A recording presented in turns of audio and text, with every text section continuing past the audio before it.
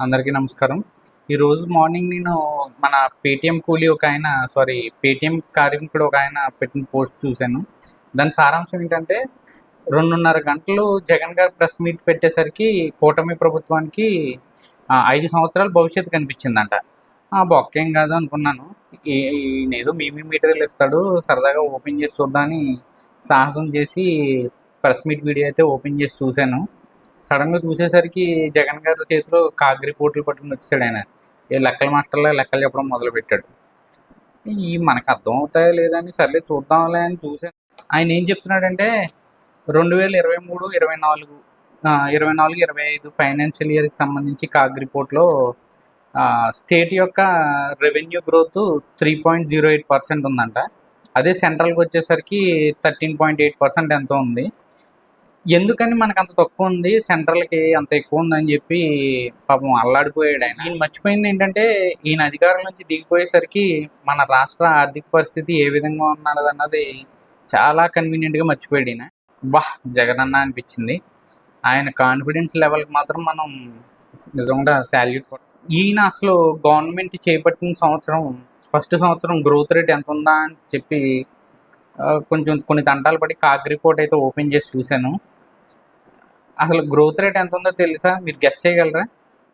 2018, 19, 20 financial ఇయర్కి మన state growth rate వచ్చి -2.42. వీళ్ళ నాన్నగారు రాజశేఖర్ రెడ్డి గారి భాషలో చెప్పాలంటే జగనన్న తలకాయ ఎక్కడ పెట్టుకోవాలో అర్థమవుతుందా మీకు? గురువింద గింజ సామెత తెలుసు కదా అందరికీ.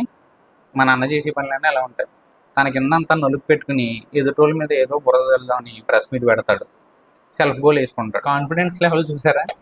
గ్రోత్ రేట్ ఆయన పాలనలో ఫస్ట్ ఇయర్లో మైనస్లో పెట్టుకుని వేరే గవర్నమెంట్ వచ్చాక ఫస్ట్ ఇయర్లో వాళ్ళ గ్రోత్ రేటు +3.47 ఉన్న దాని గురించి ఆయన ఎంత కన్వీనియంట్గా మాట్లాడుతున్నాడో. దట్ ఈస్ జగన్ అన్న.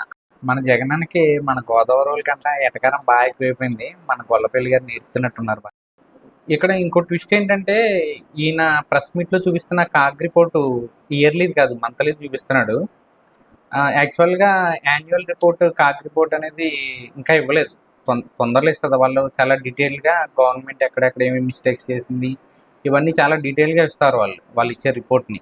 కానీ మన అన్నకి కంగారు అక్క తెలుసు కదా, మనకి సలహాలు ఇచ్చే బ్యాచ్ ఉంటుంది కదా అన్నకి. ఎవడో సలహా ఇచ్చాడు, పెట్టేశాడు ఈయన కంగారు అక్క.